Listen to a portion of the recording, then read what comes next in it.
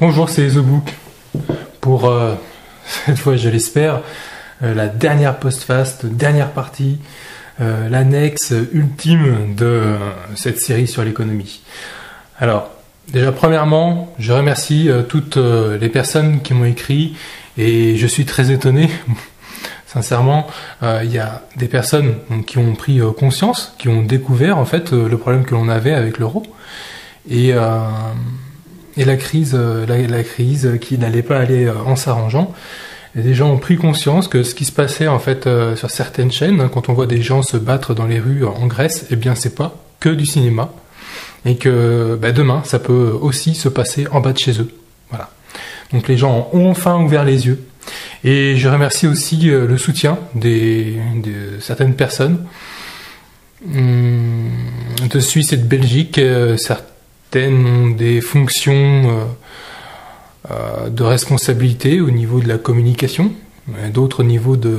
Il y a même des économistes qui m'ont écrit pour me dire que eh bien, c'est la vidéo la plus claire et la meilleure qu'ils ont jamais vue sur l'économie. Moi, franchement, je suis vraiment le premier étonné. Alors, le souci aujourd'hui, donc après ces congratulations, c'est simplement de faire le point. Le point sur le départ de Jean-Claude Trichet.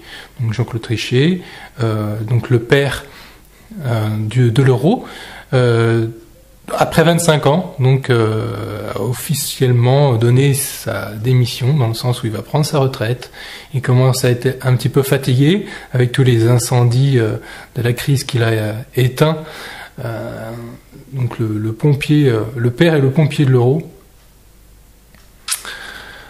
Donc sans Jean-Claude Trichet, la question est de se poser comment ça va se passer. Est-ce qu'il va falloir élire ou chercher un remplaçant qui va être mis à sa place. Voilà. Donc ce qui se passe simplement, c'est que d'un point de vue risque, aujourd'hui il n'y a plus qu'une chance sur deux que ça se passe mal. Donc quand on a une chance sur deux, eh bien on tire à pile ou face. On va dire qu'on va prendre cette pièce de 50 centimes d'euros, donc on va dire que pile c'est bon, on s'en sortira, et face on est dans la merde.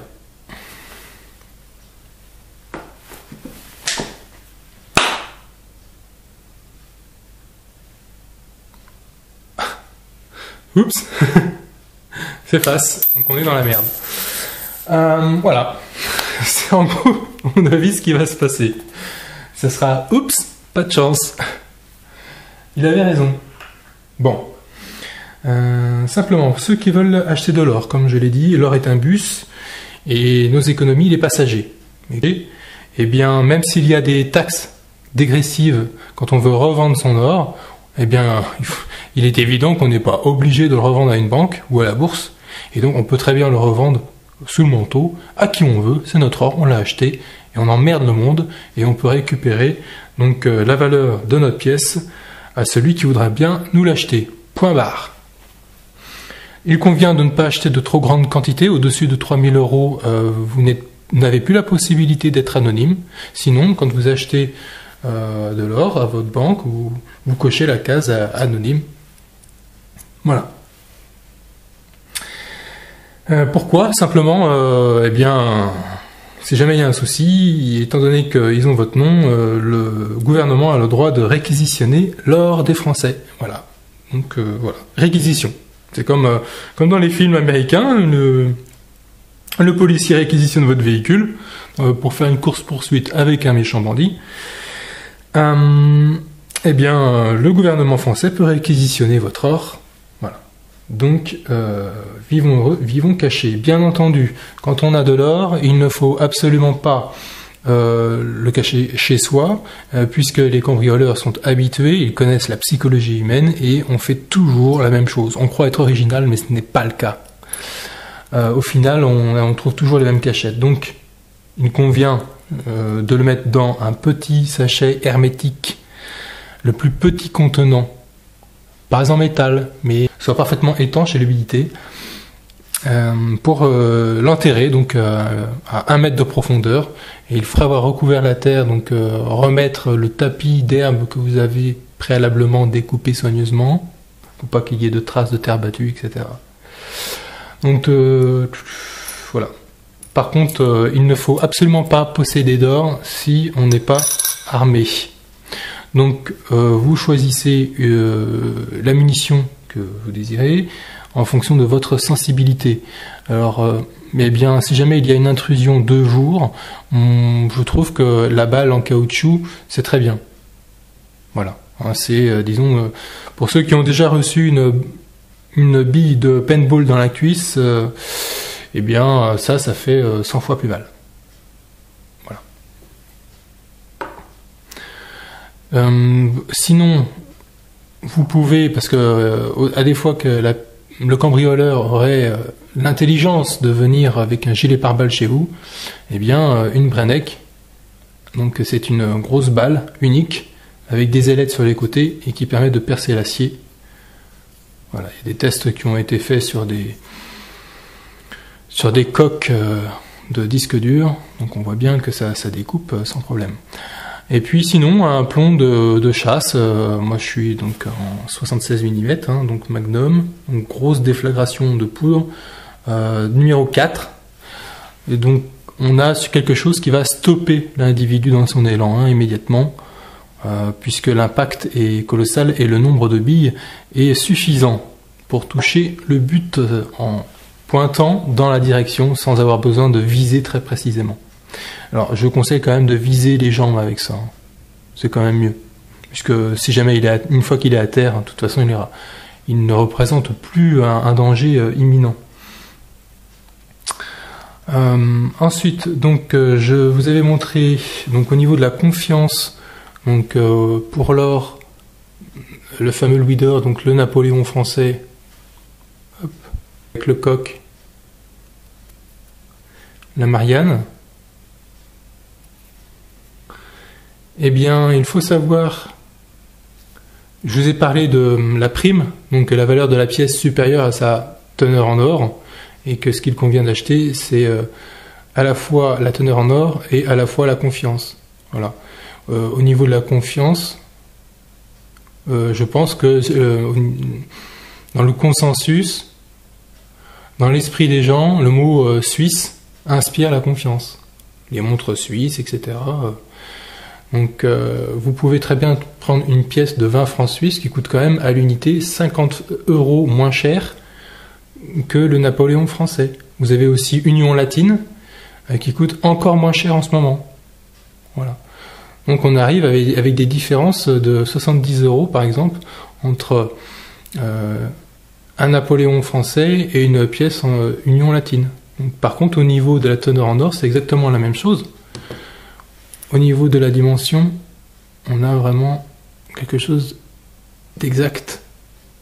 Voilà. C'est Napoléon, je crois, qui avait envoyé un courrier expliquant à ses confrères des pays limitrophes qu'il serait bien de faire un gabarit qui soit équivalent pour faciliter les échanges. Donc on a une pièce de 6 grammes. Et une autre pièce de 6 grammes. Voilà. Donc, ensuite, au niveau de la prime la plus basse, donc une pièce qu'on achète vraiment pour sa teneur en or, donc comme je le disais, moi j'ai opté pour le 50 pesos. Donc, donc une pièce mexicaine. J'aime vraiment beaucoup ce symbole de l'aigle. L'aigle qui mange le serpent. On voit que dans son bec il tient le serpent américain. Voilà, l'aigle symbolisant donc évidemment le Mexique. Et derrière, donc le symbole qui pour moi représente complètement et à 100% l'esprit du survivaliste. C'est-à-dire que là on a l'ange de l'indépendance. Et voilà, ben, tout est dit quoi. C'est une très jolie pièce. Donc qui contient, alors combien elle pèse elle? En tout cas sa teneur en or, c'est écrit dessus, c'est 37,5 d'or pur. Et elle pèse 42 grammes. Donc le reste étant simplement un petit peu d'alliage pour la rendre plus dure, puisque l'or est un matériau assez malléable et qui s'abîmerait. Donc il faut quand même la mélanger un petit peu pour en faire une pièce qui puisse bien vieillir. Au niveau de sa dimension, elle est rigoureusement identique, et dans le diamètre et dans l'épaisseur d'une pièce française 10 francs Hercule. Voilà. Voilà. Donc, par contre, une pièce de 10 francs Hercule en argent pèse donc 25 grammes. Alors qu'en or,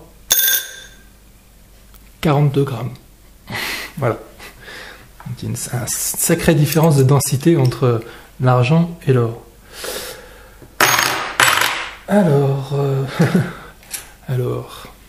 donc sinon, vous avez, je pense, au niveau de la confiance, d'un point de vue psychologique, je pense que si on était amené à faire des paiements avec de l'argent, je pense que la pièce de 50 francs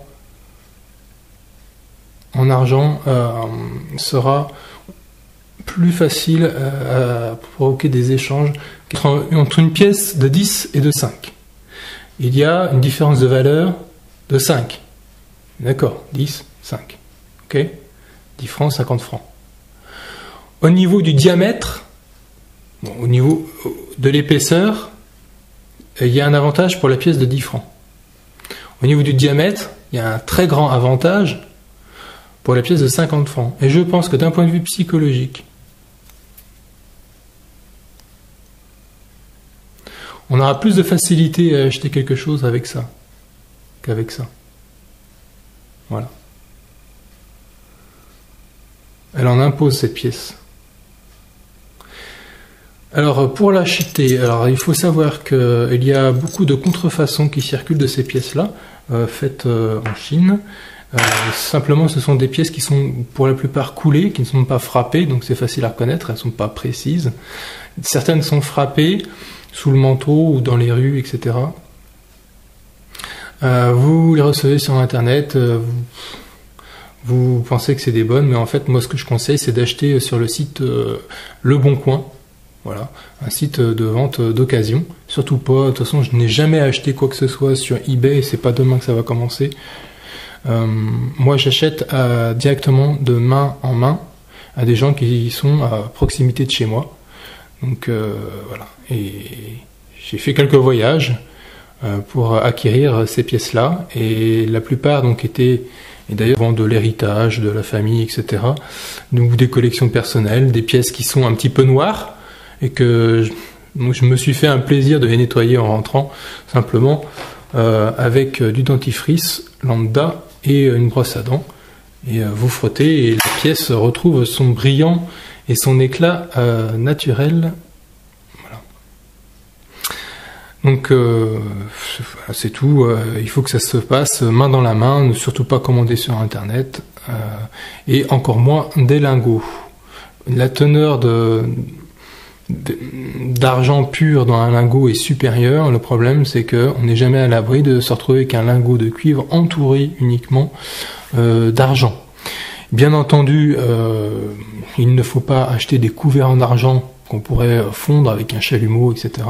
Puisque la plupart des couverts, même s'ils ont au moins 4 poinçons sur le couvert en question, sur une fourchette, la teneur en argent n'est vraiment pas très importante. Hein. On faisait beaucoup de couverts en argent puisque c'est le meilleur antibactérien.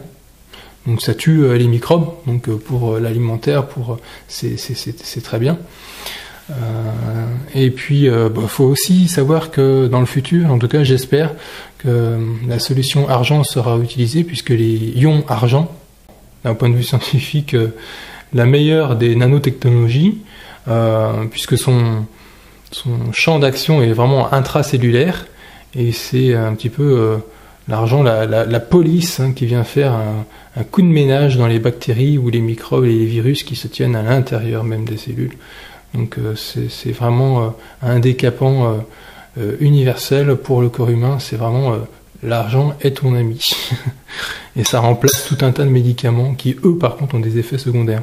Bref, donc, quand vous voulez acheter une pièce, donc vous arrivez chez le particulier avec qui vous avez pris rendez-vous, eh bien, il faut peser chaque pièce. Voilà. Et l'écouter. En même temps, la petite astuce, c'est vous écoutez le son en fait qu'elle fait lorsque vous la lâchez sur la plaque. Voilà. Donc, voilà. Donc vous lâchez votre pièce sur la bascule. 30. Ah, 31. Un petit doute. Vous le refaites une troisième fois. 30. Donc c'est bon. Si elle était à 29, il y a un problème. Si elle est plus légère que prévu, il y a un gros souci. Voilà. Et puis après, il y a aussi le contrôle, non seulement auditif et du poids, mais le contrôle visuel. Hein, il faut bien regarder en détail. C'est une pièce qui a été construite, je sais plus, jusqu'en 77, je crois, quelque chose comme ça. Pour savoir simplement le cours de l'or, puisque ça varie de jour en jour, comme je vous l'ai dit, pour cette pièce-là, elle peut varier de 100 € par jour, dans un sens ou dans l'autre.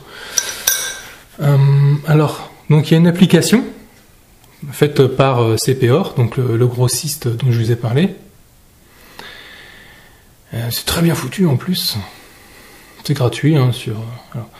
Donc vous avez donc toutes les infos pratiques concernant l'achat, les taxes pour les pièces, comment investir, les 12%, ou, voilà, les TVA, les ceci, les cela. Donc ça c'est important de le savoir. Toutes les pièces. Ça charge un petit peu. Donc vous en prenez une. On va prendre, je sais pas, un souverain. Voilà. Donc, tac, tac, tac. Je sais pas si on voit bien. Hop. Tac.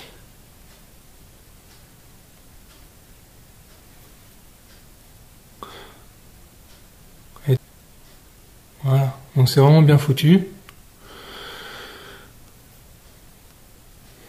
Alors, donc le cours de l'or, eh bien, on peut regarder donc le 20 francs Napoléon. Donc aujourd'hui, il est à 258,90 €. Le 20 francs suisse, il est à 240 €. Donc l'écart se réduit. Le Union latine est à 229 €. Voilà. Donc il y a 30 € aujourd'hui d'écart avec l'Union latine. Donc aujourd'hui, elle monte, demain un peu baissé. De toute façon, ça varie assez souvent. Donc on va prendre par exemple 50 pesos, donc qui se rapproche très fortement du cours de l'or en général. Voilà. Donc on peut regarder donc l'échelle. Voilà, donc la 50 pesos, elle a beaucoup diminué la semaine dernière, de près de 200 €. Mais là, elle remonte. Donc on peut, comme je vous disais, il faut avoir le cœur bien accroché. Donc ça monte, ça descend. On peut voir donc sur, si on analyse en fait sur un mois, les variations ne sont pas très importantes. Mais 3 mois, donc on voit les saccades qui sont très curieuses. Hein. Quand j'ai acheté en début d'année mes Napoléons, il faut savoir que la pièce variait de 50 centimes sur une semaine. Donc aujourd'hui, ça varie environ de 50 € par semaine. Voilà. Malgré que ce soit une des pièces les plus stables. Et sur un an, voilà. Et sur 2 ans, voilà. Donc hein, c'est un peu le rythme cardiaque de l'Egregor Economy. Et hein, il y a des fluctuations, il y a des bulles, c'est ça qu'on appelle une bulle. Voilà, cette bulle-là est en train d'éclater, mais étant donné qu'en 2012 il y a les élections, et que Jean-Claude Trichet ne fera plus partie du sacro-saint Union pour l'euro, sincèrement, je pense que l'année prochaine, le cours de l'or va vraiment exploser. Et ça va même, je pense, qu'on va atteindre les 2000 dollars l'once d'or. Je pense. Voilà. Après, je peux me tromper. Mais comme on disait au début de la vidéo, il y a une chance sur deux que je me trompe. Un risque à 50%, je pense que c'est plus que suffisant de prendre des précautions. Ça serait totalement absurde et naïf de penser que les solutions vont s'arranger d'elles-mêmes toutes seules. Hein, voilà. Merci.